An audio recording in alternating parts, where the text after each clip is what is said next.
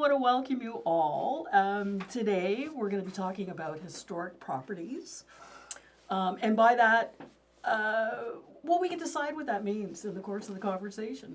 Whether it's a property's historic because somebody says it is, or because you have fond memories of it, or because it's missing, or whatever, we can decide.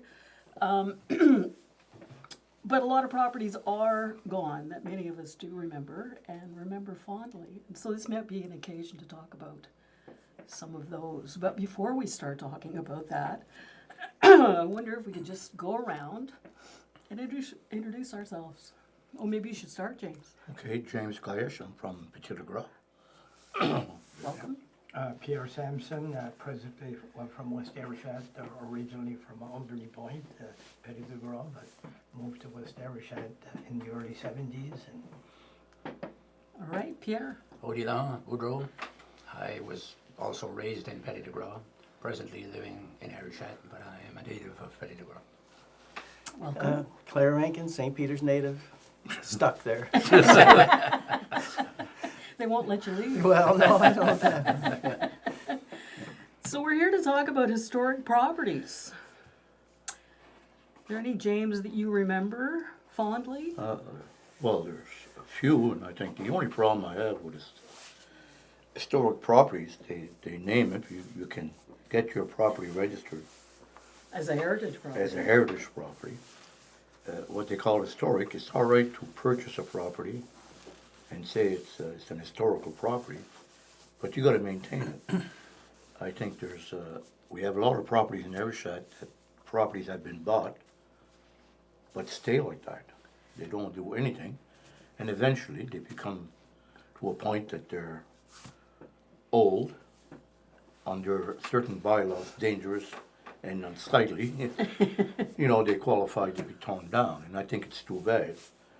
And we have a few in Petit de Gras. I know we got rid of all the wharfs, the sheds that were on the wharfs or down Petit de Gras that they used to have fish sheds. Yeah.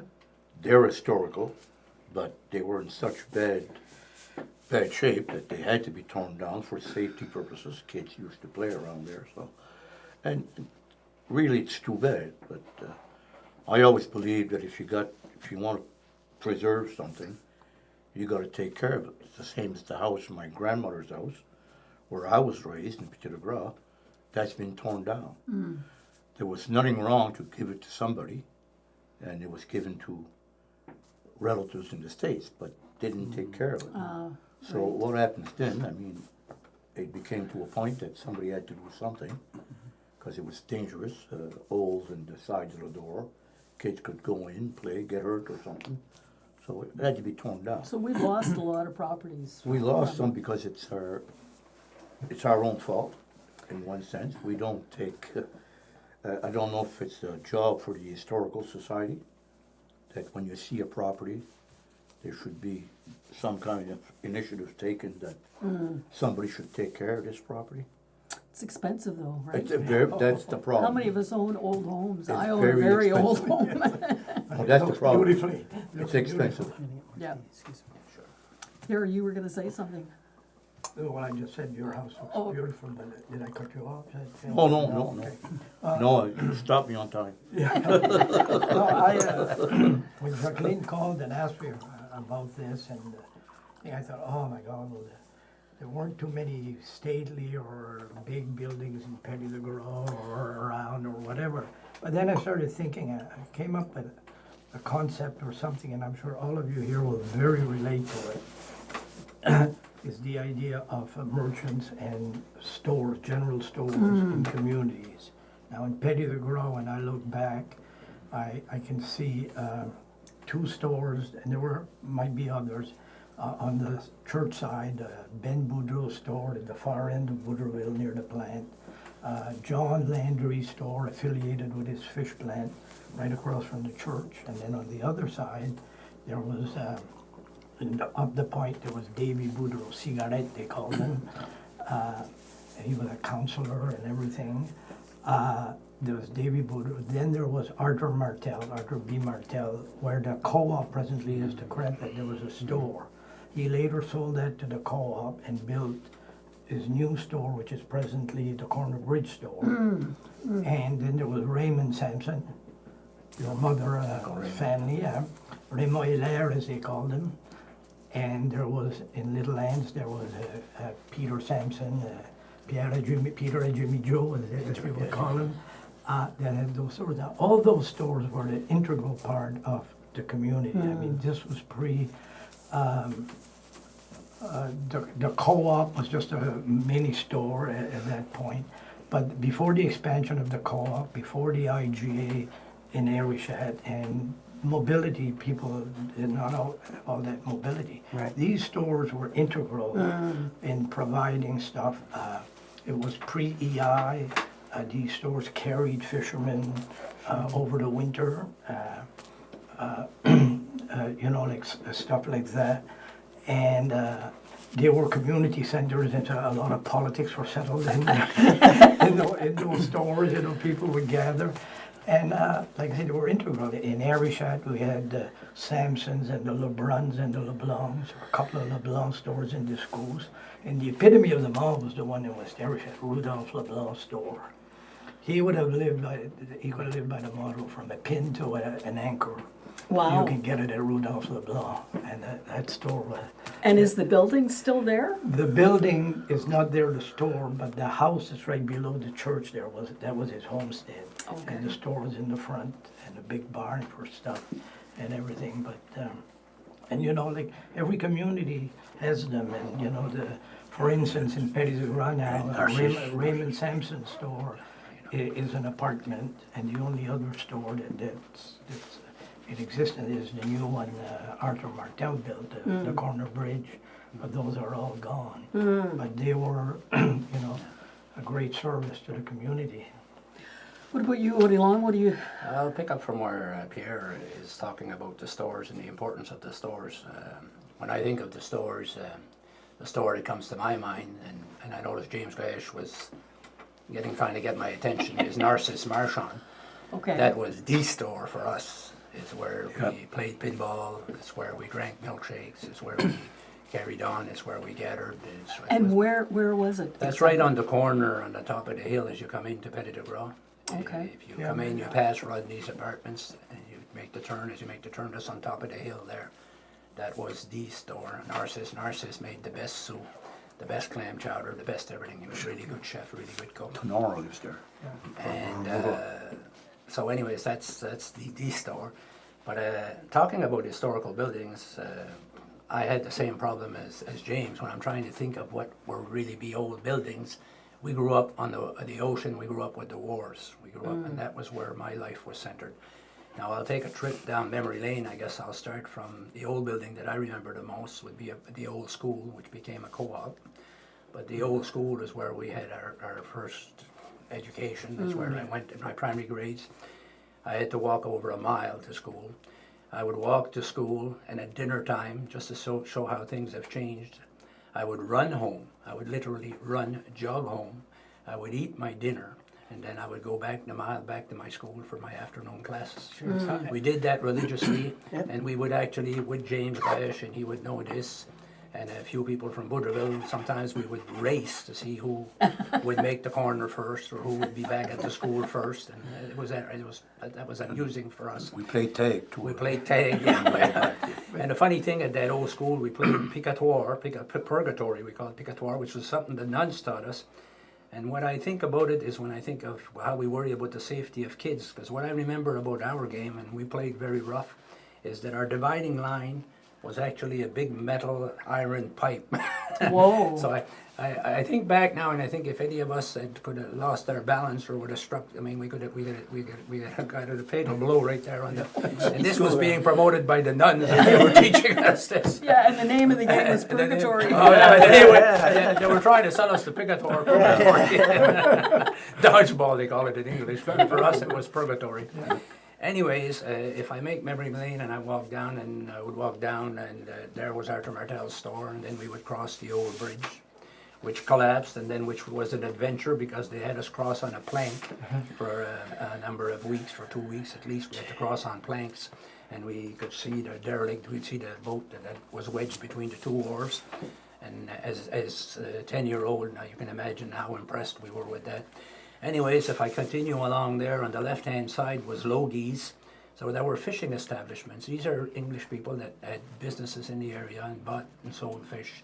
They bought from the fishermen, Logies.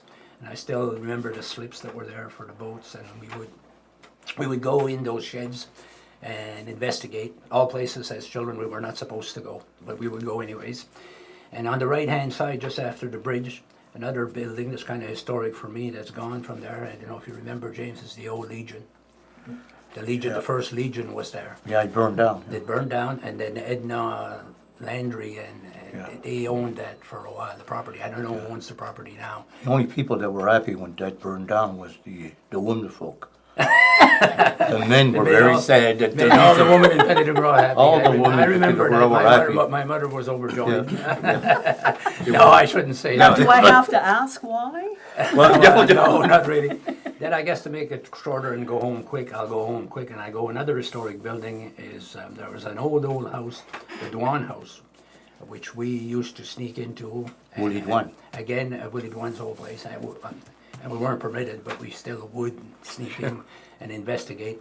And what impressed me the most about that house was some of the woodwork. And I remember there was a spiraling staircase and there was a real big entrance. And the reason I tell you this, Anne, and this will captivate you and interest you, because that building belonged to different enterprising Englishmen along there's 3 or 4 names of people who owned that property. When I grew up, we still played in where there were still some cement walls that were evidence there of where their businesses had been. But the first people that we believe, or that I was told, that owned that old house was the Bellams.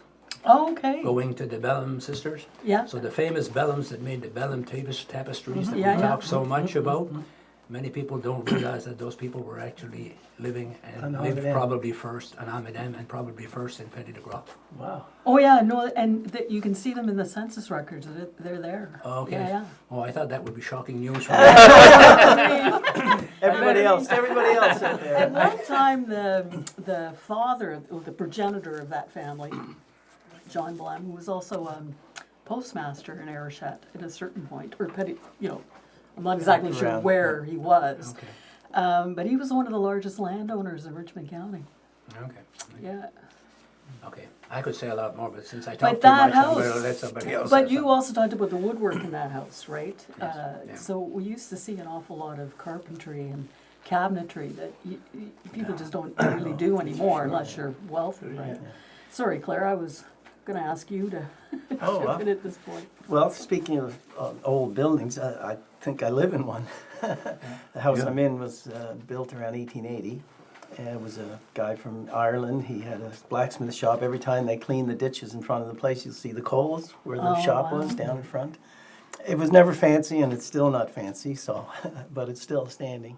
But of course, if you're talking St. Peter's, the most iconic building was Morrison's store. Yeah. You know, right on the highway, built lands. It was actually two stores that were put together back in the 30s. DUI store had one store, and then Morrison's bought it out and built in between. And if you look at the old pictures, they have a front with 5 or 6 windows, but only 2 of them show anything. The rest are blank. There's nothing behind them but an old roof. That thing when they put the stores together. And Morrison's was, you say soup to nuts. You could get anything there. In 1980, I worked for a summer at the Fortress Louisbourg. And one of the historians took me aside and he said, yeah, when we were rebuilding this, the fortress, and they just went over to France, and of course a very bureaucratic nation, they just pulled drawers out and there were the plans for Louisbourg, right? They had kept everything engineered and everything. But he said we had a cooper making the barrels as they were in 1758. And but he couldn't find the bungs. We couldn't find, in 1964, 1965, they couldn't find anything. And he said, I was driving through St. Peter's one day, and I said, I'm going to ask. I went in and asked the guy, do you have any bungs here? He said, come with me. He went down to the back and opened up 3 drawers. What size? Wow. Yeah, they still had them there. Wow. Yeah. And St. Peter's, of course, used to have 5 garages in town, and 4 of them are gone. Wow. The food land, where the food land is, where the liquor store was, the old liquor store, The Irving across the street is gone, and then there was one down by the police station and one down where the seniors' apartments are. Those are all sites of garages back in Yeah. when your car broke down a lot That's- more that's than it what- does yeah. today. Yeah. Where did Joe Mancini and those Mancinis fit in there? They- Joe was came over from Italy, was working for his uncle out of North Sydney, delivering pop all over Cape Breton. And he came through St. Peter's one day and he saw the Cozy Corner for sale and he bought it.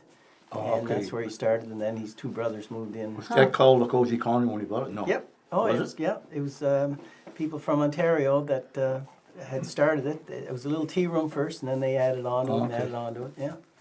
Well, that's the thing, right? I mean, we tend to think of these business, sometimes when we think of these businesses, we think of them as sort of little private enterprises that people owned, you know. Yeah. But as you pointed out, Odilon and others, I mean, these were also social places, right? Yeah. I mean, and they made up the landscape of the places that we community. live. And so it can feel strange when they begin to disappear. They were the same as post offices. Yeah. Oh, Yeah. yeah. I mean, the post office was a gathering for, Oh, my God, yes. And the post office here was quite a building, right? Yes, it was a bit, well, it was called it was the government place, it was called the tax thing, that's where boats came in, they had. Oh, the there was customs office? The customs yeah, office. that was Right. down below the Yeah, but Customs then the office. post office was in that building, the customs office, below the liquor store, the original liquor store. Uncle Raymond's story. Okay, go ahead. Yeah, back to Morrison's and everything, I remember as a young fella, like, come spring, Morrison would pass around with piglets in the back of a truck, and we, you know, a lot of people You raised raised the them, pig for the farm, and you'd go to down to the road, and you'd get your piglet, Yeah. one or two piglets, and Yeah. there was Morrison that had those, and he was delivering them all The around. most important person from St. Peter's that used to visit us was Joe Kite. Who did I do? I still remember Yeah. old Joe Kite, and he was coming, he used to come apparently with the horse, but I don't Yeah. remember that. Tell Maybe us- we came with the Tell us wagon. about Joe Kite, because Joe- not everybody knows. Joe Kite was a very interesting character. The only thing I remember about Joe Kite is tea. He used to come home and he would religiously ask my mother, could I have a cup of tea? And Mom would serve him some tea. And everywhere he went, in every house in Petty de Gros, he would Oh, say, yeah. this is the best cup of tea I ever drank. I remember the horse, and sometimes he'd Do stay. you remember the horse? I don't remember the Oh, horse. yeah, I remember him with the Raleigh's product Yeah, and the Raleigh's, wagon on yeah. the back. And sometimes he'd stay up That's the still point. around, And, Raleigh's. and Ernest Boudreau, you know, César and then their parents, not César, his wife. And he had a barn, and he'd put the horse in the barn and the shed, and he'd sleep Yeah. there at the Boudreau's. That was about He just stayed not two far or from three your place. houses from our place, you know. Yeah. So His, but the- he sold goods, right? Yeah, So- Raleigh's, he put out of the Raleigh's, wagon and then by car. Raleigh's He'd get was- somebody to drive him around later. Later on, you But know. where the bottle exchange is in That's River where- Tillard, that's the barn is still, that was the family barn. Barn. The house is gone, but his brother was, A priest. yeah, oh God, Father Kite, but and he was eccentric as his brother. One day at the church, he said, go in the peace of Christ, and everybody get up. But before you go, here are the announcements. And he's, Lord, hear our prayer. Lord, hear our prayer of alcoholics. Lord knows enough of them around here, he said. The whole church burst out. And I remember Joe, as an older man, going to church, had a hearing aid. Oh. And it was an old-fashioned one with a cord running down to the battery. And you see the cord flapping in the wind, and he'd be in front of our place, and the bell would be ringing, and he couldn't hear it. So he'd be just walking, wouldn't be in a hurry, you know. Yeah, he's quite a He guy. had got hit by a car, didn't he? No, not that I know, remember. Joe, Yeah. wasn't there? There was an accident. There was an somewhere accident in with his Grand Anse. horse, I think. Oh, okay. With With his or horse, yeah, something, something. There was an accident, if I remember well. Well, it's interesting too to me when we talk sometimes about buildings, the way they bring to mind memories of people. Yeah. I do a lot of research, as Odilon knows, into historic property records. And part of the fun of the records is that so many houses, when they're identified in a deed, right? That's the house where Simon Donovan lived. Oh. Or that's the house where so-and-so lived, right? And so if you're doing deed research, well, then you have to go find out, well, where was that house, Yeah, right? yeah. A cutler's house. Cutler's, well, yeah, but you do tend to remember stores and stores and houses by the names of the families that ran them. Look at the hotel, McDonald's Hotel. We still call it McDonald's That's, Hotel, even though it's gone through 3 or 4 owners since when I was a kid. It was McDonald's Hotel, And that's still going. it's still going. It's great. When we had Yeah. the train, I had friends in Judic whose parents got married in Judic, got on the train, and spent their honeymoon in St. Peter's at the McDonald's Hotel. That was a big trip in those days. Yeah. Narcissus did many years, but that'll always be a bit of Narcissus. Yeah. Oh, yeah, They yeah. did on our six. It's always, yeah. La Bit was A bit for us The is hill. Narcissus Oh, Hill. Narcissus Hill. We lived on top of the hill, so Yeah, that was, so we gave him that hill, he owns that hill. Yeah. Sure. He took it to his grave with him. Yeah, yeah. So properties and landmarks, right, often, and what's delightful, I think, for somebody who moves there from away, is that when you ask about the name of a place, I mean, it's an entire history lesson, Sure, right? yeah, oh, yeah. It's going back a long way. Yeah. Well, Odilon's neighbor, André de Mouton. Oh, that's what they used, that's what we used to, What his father raised. He raised sheep. yeah, my uncle Oh, Andrew okay, okay. Boudreau raised sheep. And, Yeah. So that's the way it came to. Yeah. There's an old house where Dr. Nault lives now.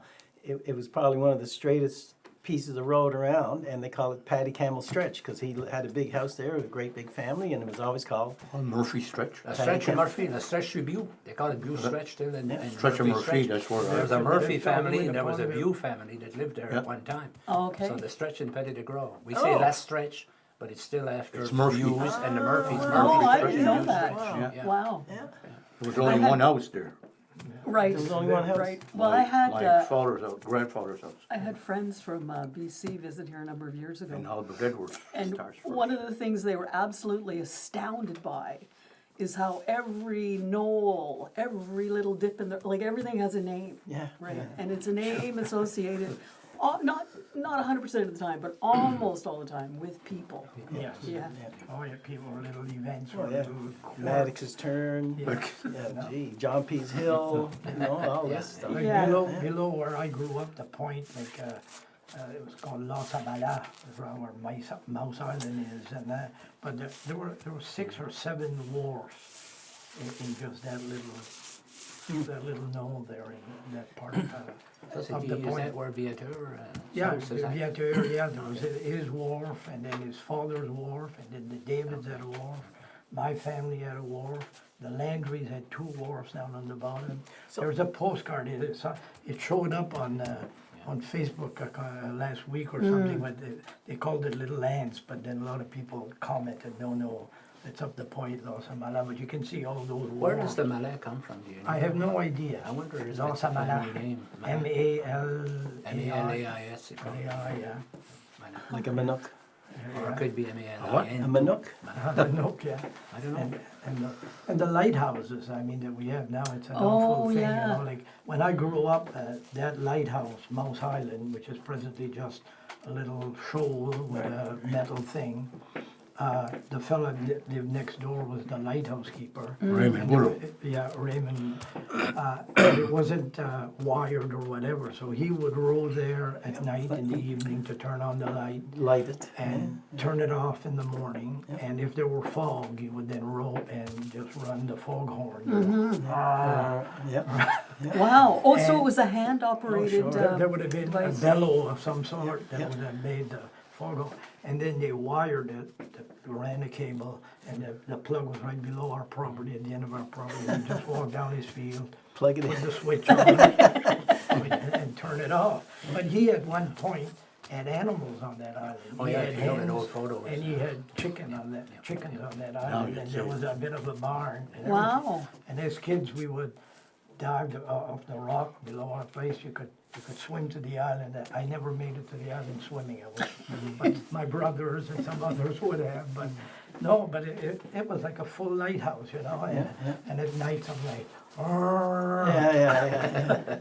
well, yeah, the lighthouses were, Oh. yeah, there were more of them. Oh, no, in Arishat, in West Arishat, in this goes a little what they called it. Yeah, Monte and the Carlo. one at Cap La Ronde as well. Cape around, yeah, and of course Green Island, still, That's still there. yeah. Did Ayrshad ever have, or any, like, in 1960, I think, it could be a year out there, there was a major fire in St. Peter's, like 3 shops were built between what's now the Home Hardware and the B&E, the convenience store. Right. There were like 3 general merchant stores burnt. Charlie Cameron's was one of them. Started by, there used to be, at Wallace McCaskill's studio was upstairs. Yeah, Um, I don't remember that. The island it here was a was- huge fire. It left a big. They actually called the fire department from Sydney because they They were the did, closest yeah. one, and they showed up Wow. at 2 in the I afternoon. The biggest remember fire there we was had fire was here. was the Legion probably, and then the old convent that The burned convent there. It was was- old Jones's Motel here in Ayrshad. Oh, that burned too, yeah. That burned on the lower road. There was like Main Jones's. Street in Ayrshad was, at one point you had that hotel. that- You had they called Jones's, it you the had Marlboro. American House. The I American guess. House. But was right? Main Street down there? Yes. Yeah. Yeah, of the course. American Yeah. House. You had the Marlboro and plus Jones's. Yeah. Jones. Funny, we never had cars, so we never traveled very much. When I lived in Petit de Gras, there was no other world besides my world. Yep. And I remember that anything after the stretch didn't exist for me. Yeah. It really didn't. Right. And the first time I came into Ayrshad, I guess the thing that's in my memory that's impressed me was how massive the trees were on the main street. And when you would come down where A.G. Samson, one of my father's uncles, he owned a store in Ayrshad here, Yeah. down the harbour, coming from there on into Ayrshad, the lower road, past the bank here, the trees would be over the road. And it was like a canopy, so you were driving under a canopy, and I was so awed and so impressed by that. Yeah. Visit Uncle Joe, Little Joe's store down here, and Aunt Kathleen would be there, Kathleen Boucher and Uncle Joe. He would wait for Aunt Kathleen to go in the back room, and then he would sneak me a candy and make sure that she wasn't looking. Funny the things you remember. but Yeah, that's what- yeah, so yeah. that's what I remember about Ayrshad. Well, and in those days, the main road would have been the lower road. Oh, sure. Not like now. It was, where- yeah. where the most of the businesses are on the, and a lot of buildings are gone from, there's a lot of vacant spots, right? For sure, yeah. The convent in Ayrshad was a major landmark Oh, that was yes. lost to Yeah. fire. That burned Yes, too, yeah. Yeah, It's St. FX University. Started Yeah.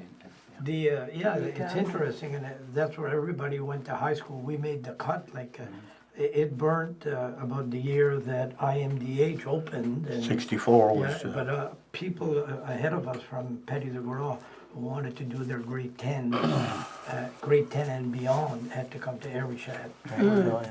for The their- convent, to yeah. finish off their education at the convent. at the convent. Yeah, and then, like I say, IMDH was opened. And, I think the convent was an exceptional educational institution. oh yeah, it was Like, well it known. was like a congregation at Notre Dame first, and then the Filles de Jésus. But the education that they provided, like if you look at their program, they offered an education which would rival any education today. They even offered courses in navigation. The nuns that were teaching, I mean, I don't know how they could teach a curriculum the way that they did. And they would have students coming from any condition all over Yeah, Nova and, Scotia, and they had borders. They kept borders in Judic and all in their the old convent. Yeah. Very popular. A very favorite place for people to send their children to board to get an education was the old convent. Yeah. My great aunt taught there. Yeah. Sister Cecilia then, Sister Annie later on. She lived to be 113. Holy She's smokes. the Oh, 6th oldest. I have her book home. I Yeah, have her- yeah. the She old wrote book I read. poetry. Yeah. Oh, wow. I have her poetry. Her Yeah, book. she's the 6th oldest person in the world when she passed. Wow. Wow. She was way I saw her at 110 and I said, God, sister, you're doing it. She said, I think God forgot me. I hope he forgets you too. Yeah. Well, if I catch on the to right that gene, genes. yeah, that side for sure. That's a good way to look at Yeah, it. God forgot me. yeah. Thank you.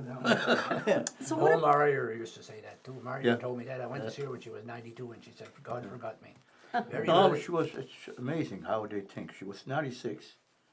And I tell her, Grandma, you're old. You're getting up there. Yeah. I'm not that old. Look at that one. That's 97. Yeah, of course. I mean, I'm 96. Yeah. It's all relative. Yeah. I don't know if I should tell this, James. I should tell this to James Pierre, but I remember when I went and I asked about my great grandfather who had drowned because you could never find records. Yeah. And she says, I remember it like it was yesterday. I can still see the clouds.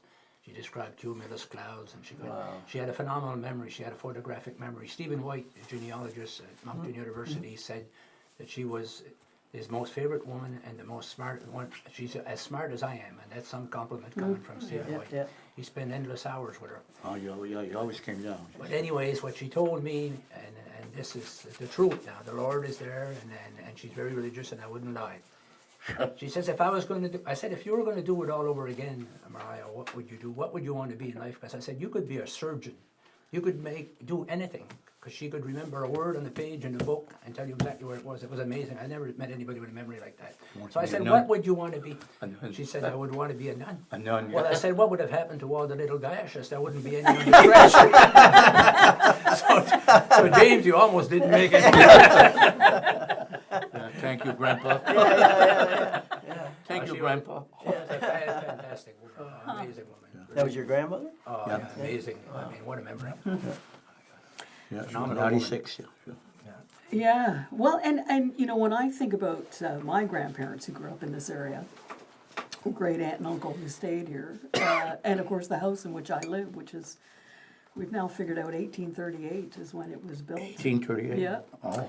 When I look around these old buildings, you know, like the main support beams in my basement are 10 by 6, Oh, yeah. right? I mean, they're Hand-hewed. huge. Oh, yeah, hand hewed. But when you're talking about, you know, grandmothers and people is the way in which people used to decorate their homes, you know, the kind of furniture they had. The number of photographs and then hand-me-downs, you know, from generations, especially in houses that were passed down from family member to And family. the ornate fixings on the outside of houses. The gingerbread. Yes. Days The when they gingerbread, built, yeah. You know, the gingerbread and other things. But going back to that now, you bring something up and I'm thinking, you look at all the houses around here and everything, and there's a unique house, and to me, it's my grandparents' house in Little Ants, Pebbles and Ferns. Oh, yeah, yes. yeah. Oh, is You look- that your grandparents' That house? was the Clennons' homestead there. Wow. And if you look at the window, that roof is made. a mansard There- roof? there's mansard roof, there's nothing, and my grandfather would probably have built that being a boat builder Sure. and a carpenter. Yeah. And after he stayed here, continued with that, but he made coffins and he Yeah. did stuff like this, you know, and actually he died relatively young. But that house, I always wonder about the shape, and there was good stuff there. I remember as a little boy, like the woodwork in there was quite good. And everything, and but it's a bit unique. It is. I think The it's A shape of it, mansard the roof is not common. not common. Now, yeah. where he would have picked that up, if it's from his background or whatever, or traveling that he would have done or something. But, Well, and it's interesting because people who look at the history of home construction stuff. Yeah. I mean, one of the things that it's obvious when you say it, but I never thought about it before, is just how conservative house building is. You know, I mean, if you go into a community, I mean, there may be variations on a theme, but houses that are built in a certain era Yeah. tend to kind of look the same, Sure, right? sure. Well, it's expensive to tune up new construction, and if something works, why fix The it? same guy was building it. The so, same guy yeah, is building yeah. it. So that's what makes that house particularly unusual. Is that and the other thing is, it's still standing. But the people who had it obviously maintain. I'm sure changes have been made inside, but the actual structure of that house yeah. has not been altered because you know they put a different roof today for more efficiency, but it is still can maintain its integrity. And I often think, I ponder on that idea about it, but it's. On that, Pierre, I wouldn't want to insult the carpenters today, so I gotta be careful what I say. Yeah. But I'm thinking, when you're talking that, and what impresses me the most with older buildings is the architecture. Yeah. It's very unique, and it's the craftsmanship. And a lot of carpenters, present carpenters, have told me that they are amazed with some of the woodwork and some of that you find in some of our older buildings. These were craftsmen, and they were artists. And it's the pride and the amount of work and the effort and what they had to do to build these buildings, which is really And there was a impressive. certain amount of taste, and you know, Yeah. and a lot of stuff in carpentry is proportions. I can build a house or I can do this, but if the proportions aren't right, Right. it's not right to the eye. But they would make something and it would look good to the eye, you know, stuff like that, like just ornate stuff, but the proportions. What were and the everything- trim? I mean, I look in my house sometimes, you know, I mean, the trim work is, I mean, at some level, it's kind of obscene, right? I mean, it's just layer upon layer in the They corners and had stuff. no laser cutters and no. No, Yeah. and I mean, yeah, what does that say about builders who put that level of embellishment into really what is a functional place to keep you dry and warm, you Yeah. know? It's the pride that they had in Yeah. their work. Yeah. And I think what we owe these people is, and I think what the public owes them, is to try to preserve, but it's expensive and it's privately owned, like James said, that it's very difficult to upkeep these buildings. But if nothing but, even in these buildings that are disappearing from the site, from the scene, if we should have something written or we should have some information on them. What I find is really sad is that we've lost some of our churches and we're going to lose more, and we're losing all of these old historic buildings. And if it's not written, then how are our children going to be able to appreciate what the forefathers did, what we did when we went through our lives, what we lived? I mean, if they're going to know about us, that legacy, if we're going to pass it down, then we need to preserve these buildings, at least in writing, if we can. Yeah. And sadly, we And don't. photographs, yeah. But we don't have that picture, unfortunately. Yeah, put it someplace that what you're saying is right. Now, if you take a picture, everybody that takes pictures, they don't put the names in the back. Oh, that's. No, but I mean, Oh, I- Well, I'm thinking I'm of my with you. grandparents. I just I mean, like, I why see old couldn't you pictures. label this? Well, do you know who that is? Do you know who that is?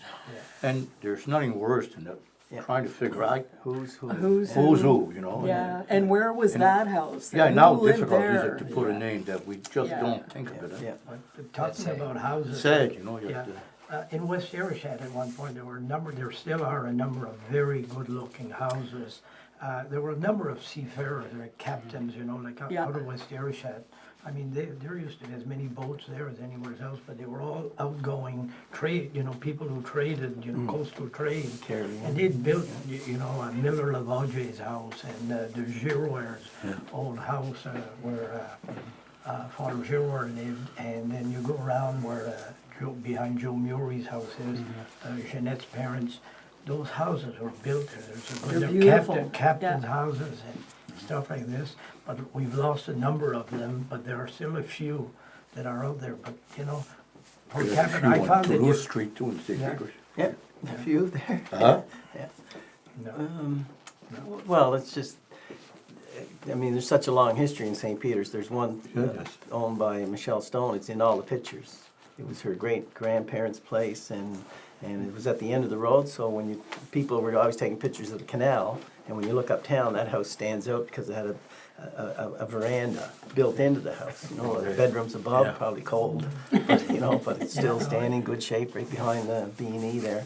And there's an apartment building between the B&E and Michelle's house, which used to be the post office on the main street. Yeah. And when they're going to build a co-op store right on that corner, so they actually moved the house down, turned it 90 degrees, and made it into apartments. Wow. Yeah, and it's still going. Yeah, so there's lots of, well, there's somebody living in, there used to be a house that went with the lighthouse out in what's now the provincial park, the lighthouse there used to be a house there, that's now down by the police Oh, station. yeah, the house that what's her name lives in here, right below the original hospital and the bishop's residence. That one used to be on the island. Lynn Lanson. Lansing, yeah. Lynn. Not Lynn. Langdon. Langdon, oh, Ellen. Eileen. Oh yes, they floated, and that's most fascinating because a lot of the lighthouses or houses that were that built the on the one? islands And were David- floated. David over. Britton. And David Britton. David Britton's is Yeah. another So, one. so From how Jersey did ones? they float them? Did they put them on a barge? They How, would- what were the Timbers, mechanics? Timbers underneath. Yeah. Just timbers underneath. Just that. timbers Towed to and float they- them across. they And took some of over. them were dragged On on the the ice. ice. On the ice. The one When in, I first moved to West Arishad, I bought a house where the co-op used to be right at the bridge there. That house was on Creighton Island, yeah, and it was dragged across Yeah. during the winter with oxen or horses, and pulled up there Yeah. and put on that lot right Yeah. across. They floated Davids, didn't they, from Jersey. Some have been floated, some were dragged on the ice. But it's an And interesting thing to Marshall think did that. about, right? I mean, rather than build a new house, Yeah. which is what you would do today, right? No, nobody floats a house. I mean, nowadays, sometimes people move houses and they put them on big trucks, but you don't see that very often, No. right? So what was Houses the are- thinking behind dragging a house from There's a- one side of the harbor to It's the a lot other? Well, easier there's to a house- float them than it is to go under the power lines. And actually, there's one Well, house that's that they true. did move, and what they had to Well, do, they they had done to cut that, the house not in only half on the water. to move it in two halves, On and then there, put the roof back on point, after. Yeah. they took that from Little Lands, I think, Well, it could be. on the But- road. Yeah, But on I the know, road. there are still at least 4 or 5 houses in West Arishat that were on Creighton Island. Yes. That are still Yeah. being Yeah, being lived occupied. Ronnie Ross's house, there's some in the back where the government wharf is. There are 2 where I was at there, the one where I lived in and the one right across the road from that. that's Came being- from Creighton Island. Being renewed. They There were a came lot of from Creighton houses on Island. Creighton Island, and there were a lot of houses in Rishore's Cove and Cape Ovit and places like that, and some of those families floated their houses houses, over. yeah. There's a house in Pullman that came from Church Point. It was next to my grandparents. Wow. They took Church it down Point, Church Point. and they took it over to Pullman. Wow. Now, do you think this is because they were attached to the particular house? Nope. Was No, it it's- cheaper than to build? Yeah, Oh, I think yeah. cheaper. I think yeah. cheaper, yeah. And finding, yeah, I would think so. Probably got it for nothing Done with your else. friend, and well built. with And your well friend. built. And well built. And you had friends that would do that. People had nothing to do, so. My father used to lament driving to his family home in Judic about all the fields that were growing in because of the pulp mill. He blamed it on the pulp mill. He Right. said, look, all these farmers' kids got jobs at the pulp mill and now they're not farming anymore. And you realize how much back-breaking work went into cleaning those fields, clearing the rock and the stumps, you know, back-breaking with an oxen. He wasn't wrong. He wasn't wrong. Was wrong. No, and I think people built houses believing that they would last forever.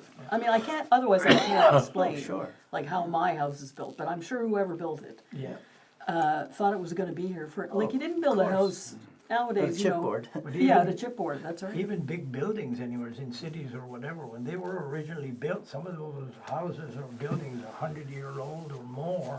You know, it's crazy now, you know, they build a big store and then 20 years from now it's obsolete, you know, they just knock that down and they put a new one in. Yeah, And then people built, they built for eternity. They You did. know, I think they said, this is, you know, Quality materials. Quality material, They didn't rocks have and plywood, they didn't stone. have chipboard. Yeah. and everything. They didn't have chip rock. But a yeah, lot of the houses, like you look at some areas, some houses are very difficult to upkeep because they're not on a good foundation or whatever. So you see the difference, you know, the economic area, the people who could afford when they built well. Yes. And, Yeah. fishermen and other people, farmers or whatever, they basically wanted a shelter and everything, so. Dug Those basement. houses were not quite That the reversed level, it. that, you know. yeah. That's reversed. Now I think we try to avoid fishermen labor, are going- avoid work now. Fishermen are building the big houses, yeah, yeah. Those people like work, like my dad's uncle Larry, the house I lived in, he had dug that by hand. Sure. Yeah. Sure. And And rock he that- dug that one rock out at a time Yeah. and a shovelful at a time Yeah.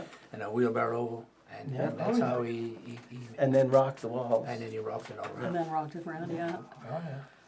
Yeah, a lot Never- of the young people rock, today, I don't think, a yeah. lot of All rock cement basements foundations. were done by, Yeah. Yeah, how many did I do them, and not that, you know, we all chipped in and all helped Yeah. Yeah. pour cement. Pour cement. Cement by hand, that's it. yeah. Now, is there a particular building or a structure that you miss? Well, there are some in other communities, like I talked about Petty de Gros, but I mean, if you ran on through the communities, like I'm sure there are unique buildings in the schools, and there are unique buildings in West Arishat and Petty de Gros. I'm more familiar probably, even though I'm from Petty de Gros, I'm more familiar with some of the historic buildings in Arishat. Because I'm living here now, I guess, and with the courthouse and the forge and your house and the Cutler house and those houses, and I'm very familiar with Rudolph's house also in West Arishat. But the thing I think that we, if I had to say that there's one, I would never say there's one that's more important. I think they're all of equal importance. Yeah. Gotta be very careful with that we highlight one versus the other. Well, I was just thinking more of like in your own, Just your own memory? yeah, just your own memories. Mine I would mean, be not even in St. Peter's, it's the Grand Anne's Hotel. oh, is that right? Yeah. yeah. Okay, yeah. That huge building that Yeah. was a stagecoach stop Right. in its day, eh? Yeah. What at the Oh. at the end of the ferry? No, it was No. down at Right the end at of the- Black River Road. Where Oh, Black River okay. Road, yeah, Yeah, the that's Ozer right. Works. Yeah, a own little it bit now. beyond the fire station. And, Yeah. and why do you miss that one, Claire? It was just huge. Yeah. It was just this was big. humongous building, and what did they? And I was in there once when Mr. Ozark was the only one living in there, and he lived in the kitchen. But there were like I don't know, 15 rooms. It's in Arthur Stone's book, The Roads of Richmond County. He highlights how the mail would land there, the passengers would land there, the stagecoach had the Right. horses there. It was just this Happening big place. property, Wow, and that was gardens a lot in of front. history. A lot of history. And, now. and when did that burned. cease? Oh, it It burned. burned, yeah. That's a long, long time ago. Yeah. It didn't burn that long ago. But I remember seeing it, and I mean, at that time, whether you went to, when you went to Port Houseburg, you had to And the go old through highway, Loosedale yeah, and yeah. take the old number 4, so Yeah, we would, in the mid-50s, yeah. we would drive, my father always had a car. You could so see we it would- from the road. Oh, We yeah. would leave the island, we were kind of lucky, Yes. It but was big enough. but we would see that, Yeah. and, Yeah, Mark Farrell lives next door to where yes, it's up in yeah. the hill there. There's a camper there That's now, all, it's kind the of a sun is junk there, area, yeah. yeah. Yeah. No, that's a I very think the Royal good. John Landry store was kind of The So Landry- you would yeah, the miss- Landry establishment, the fishing there. That they, Yeah, they- he had both a fish plant and they used to unload and his the, house, fish. that house, which it was a store, that is still all the traps. standing. Well, the store was and- below the house. The store was below the house. So Where that's are a you? place you would miss, John Odilon? Landry. Yeah, You know where the church, yeah, you know where the church is. Churches, yeah. There's a little Point there. lane that you go in there. all the Landry traps used to Lane. unload their fish there. That's right, And yeah. the people from Alderley Point, from the point, the Neds, all that. They had the traps The there. traps, yeah, but some would do it there, and then Arthur Martel also had a fish plant. Yeah. He also bought fish. Yeah, little And Davy Davy had one, little Boudreau Davy at had the one time across. bought fish. Now, what makes you miss that place? I don't know, that and Marchand, but there was another place that I visited, and it's where we did business and. That's where we used to gather. Yeah. What's that? We used to gather, that's Yeah, where. Yeah. gathering places. Yeah, yeah. And we played a lot of things. Uncle Raymond's store, well, they played pool upstairs, and it was very Right. place, and before my time, apparently, Uncle Raymond's store and all the general stores in the area, they had the announcement to storm drum, that was to help the fishermen, or to warn them when there was a storm coming. They would have they would put up the signal with these baskets, telling them where the wind was coming from and how strong it was going to be. Wow. So they could look at the highest point of land, and they'd look at see how the baskets were hung, and Yeah. by just watching, knowing this, the storm drum. But these things would be sent telegraphed into the community. There was a person, and they would post these. They would also post this in the general stores, in all of the stores that Pierre mentioned. They would put up these notices telling the fishermen. So if you got up at 5 o'clock and you wanted to go to the general store, you could find out what the weather was going to be that day, so you wouldn't get caught in a storm. Yeah. Like we'd say, you wouldn't get caught with your pants down. Right. And or if you weren't ambitious enough to go to the store, and you left your wharf, or maybe you were too far from the store, you would just just take a look as you're leaving the harbor. Cool. That's very Warning. Five It was o'clock a in the warning. morning, you go to the store and the store wasn't open. That might have been another problem. That's another problem. What about you, James? Is there a place you Well, I would say miss or that you I was- remember fondly? yeah, That, a building that I would say I would miss was the school where I'd be lying. No, the one that I think that the post office to me was the one place, because I was a mail carrier, carried the mail from a very young age. I had about 12, 13 homes that I carried the mail faithfully every day. I played ball in the summertime till a certain hour, then I knew I had to make it to the post office, same as hockey. And Odilon's aunt was the postmistress after Joe At the time. Landry, and she'd always wait for me. I great respect for that woman, even though it was 5 o'clock they closed. They kept open until I aw, showed up. No, she was just a wonderful lady. How many times were you late? I didn't take advantage of it. No, she was very good, and five after. But I missed that because a lot of people, an awful pile of people in the community, That was a catering place. Oh, You yeah. come there, tell stories, and you know, you wait for the mail. And of course, Joe Landry, the famous saying, 5 cents due, 10 cents due, letters come in, or mail. There was always a couple of cents missing, and you'd order out Mr. So-and-so, Yeah. 10 cents due. And of course, I was carrying the mail for some of them. Sure. And no way that I'd pay 10 Yeah, cents. yeah. Sorry, leave it there. He might come tomorrow and pick it up. Yeah. But those were places where, you know, and the mail used to come, wasn't on time. 8 o'clock at night, I'd seen. Well, in the winter especially. In the winter Oh, yeah. especially. But most times, but the Yeah. mail might be delivered, usually the mail arrived, let's say 3:30, I'll pick a time. Pick- So yeah. he'd be able to deliver by 4. Well, I mean, people were at the mail, you know, Oh, at 12 2 o'clock. Yeah, sure. o'clock in the afternoon, Sharing, you know, sharing. waiting Yeah. or whatever. Staff And, couldn't get anything but, done. you know, And he the called guy- out your name. Yeah, Called but I out. think the concept of post offices in those He was a days, no-nonsense it's person something too. I Oh, miss. yeah. You missed the post Yeah, office. my uncle Oh. was the postmaster in the lands, and it was funny little thing, but we'd be there sometimes visiting, and if we wanted to talk to him, we had to go to the post office, so we'd be sitting in the back with him or to the side. I mean, sometimes we weren't allowed back there. Right. Security. Yeah. Right. Yeah, but anyway, it was funny to see the people there and stuff like that. And I didn't miss the pool room there because I wasn't allowed. At Raymond's, it's not everybody, you know, the young kids weren't allowed upstairs. There was another pool room Watch later, it. Jocelyn's pool room, which later became Well, your and uncle, your Louis, Louis. I was allowed Although there. we had a ballroom too. Pool room, yeah. Not too many stories You that had I wouldn't matured wanna by say. then. It's not the end maturity, the age was there. Now, do And nothing to do people- with maturity, the Do age was. people decorate their homes up for Christmas like they do now? I was just, when you were talking, for some reason, LeBrun's store popped into my head, because I've heard so many people talk about the way the showrooms used to be done, and the Toy room. toys, the toy room and stuff. The thing impressed them. IGA, was it? Yeah, no, Yeah, but, yeah. but at first, yeah, it became IGA, but it was just the general General store store before before IGA that. moved Another in. thing about Uncle Joe's store, I guess I didn't mention that I was most impressed about, and that I still crave and would want to be able to get my hands on those cabinets like they had for the candies. Oh. They had these wooden glass cabinets, and the stores, and E.D. Samson stores, is the way they were decorated inside with old furniture, and the way see, the I never- candies were in. I never looked at that, I And just Uncle, looked at the candies. even Uncle Raymond's store had a I wasn't interested in the candies. I mean, I was always trying to figure out a way to get in the cabinet. Okay, probably. Speaking about toilet, I mean, kids my age and older and younger remember Morrison's store. They had an upper level, and the only time you went up there was at Christmas.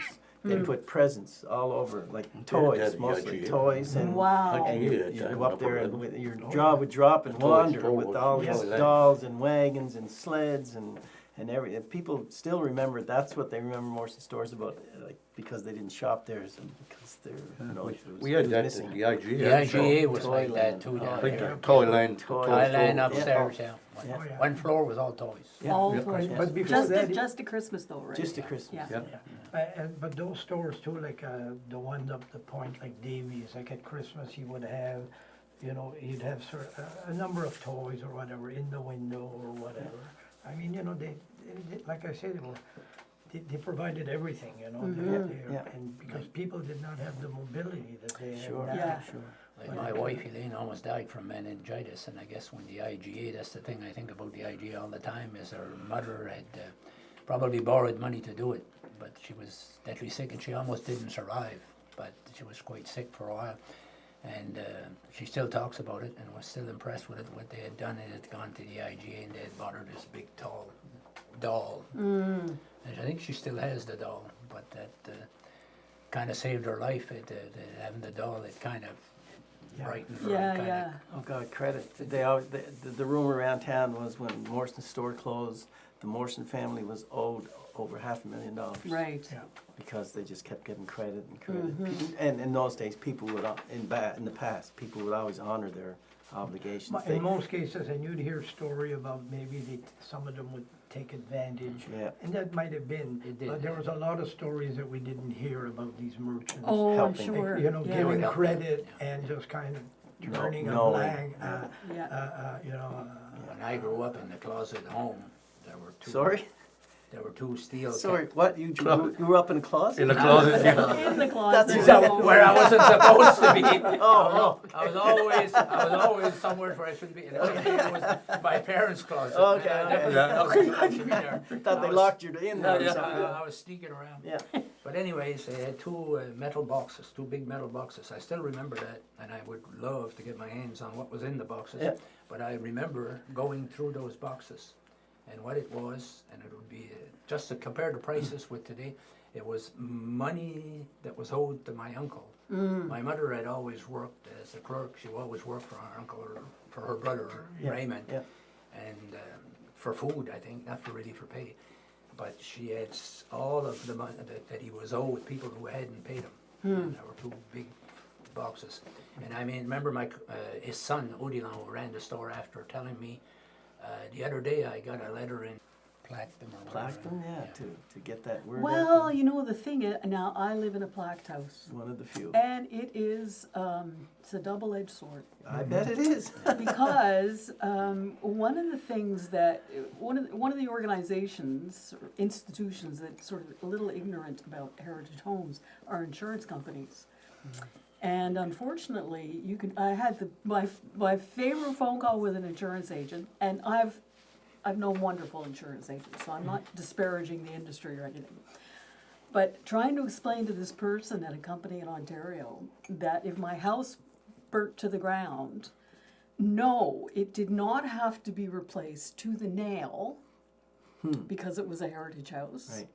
Trying to explain that once a heritage built house burnt down, it was no longer a heritage house. Okay, duh. You can't rebuild one, Yeah, right? yeah. It's only a house. So it's a double-edged sword, you know. It's there's there some any- there's some grants that the Nova Scotia provincial government will give. Any tax relief, if that's, no. Well, I think if you do work on the outside of the house, you can get forgiven the provincial Sales part tax. of the sales tax. Yeah. But there aren't a lot of a lot of If we, incentives. you know, if we can't preserve them, or, you know, and some are gone, but I think an idea, and I've heard the Historic Society here is good at that, is pictures of those homes being At least preserved. preserved. Yeah. And somewhere maybe they should be highlighted and not, and you know, maybe if we had a place where you could have, let's say, a map of West Ayrshire, of Petty de Gras, or of Ayrshire, and say, this is where this house, you know, like, and Yep. this picture Yeah. is here. Oh, yeah. So you would almost have, at least there'd be a visual there Mm-hmm. of some of those, like, because those that are gone are not gonna be replaced. Are there- And there are many here that are not going, that are What do disappearing. they consider But an historical property? Well, they're justified Yeah. on different grounds, Yeah, right? So it can architecture. be the architectural merit, or something really significant happened at that place. the you know, the business was very significant. Like Wallace McCaskill's house in St. Peter's is plaqued. Yeah. Okay. Is there anything happening with our courthouse? See, the courthouse know Courthouse is a very interesting. is owned. It's privately owned. Privately Yeah, owned. privately owned. But that it should be preserved. The courthouse, I mean, was the jailhouse, was the sheriff that lived there with his Yep. wife. It was his residence, his working place. Many important cases were heard in there. Again, many political discussions Oh, debates, and sure, and, sure. and I gotta be Registry- careful with registry Hercules of Keogh deeds. got into a Plus heated it's- political debate there, and she Well, and she also- put somebody over one of the railings, I think. But anyway, And but the it's pictures so of the hit- heating system, Yeah, right, yeah. which Yeah, with the would coal. not pass code now. The stove in the middle of the floor with the but I the had four, pictures of that too. like 50-foot. the four columns in the front, those four Yeah, posts. yeah. It's like apparently it's a Greek Iconic. architecture, but Yeah, it's Greek so revival. different, and with the porch, the way it's Well, I mean, overhead porch and that. I think the challenge for anybody who wants to preserve buildings, I mean, we do talk about this over at the Historical Society, but you don't want to keep something as a museum piece, right? Like, nobody can afford, Nobody can you afford know, to I keep can it, keep a nice porcelain vase as a museum piece, but a building's a whole different Yeah. ball of wax, Yeah, right? yeah. So, I mean, something that I think there's more of a trend to now is looking at repurposing buildings, Okay. you know, and Okay, putting them doing to something with the. putting them to a different kind of use Yeah, that okay. at least pays the bills. You know, so a nice example is the St. John's Church in Ayrshire that's been repurposed into an art center. Right? Okay.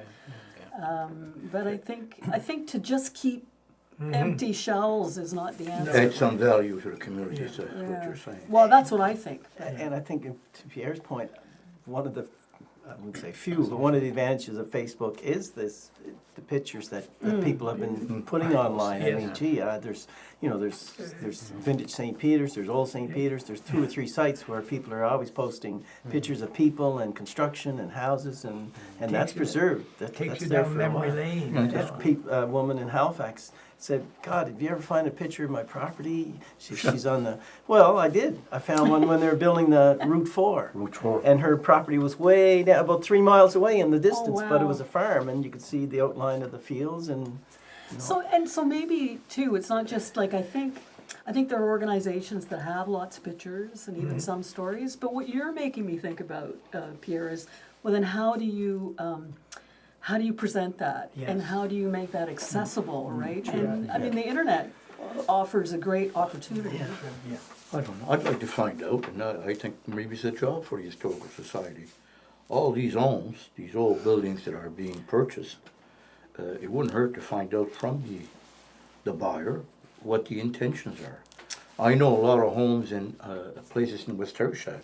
There's the old co-op store, it used to exist there, that's been bought. The church apparently is something that's been bought. You got the house there, you're LeBlanc. talking about Boudreau LeBlanc's house. Oh, yeah. Big That's red been house, bought, yeah.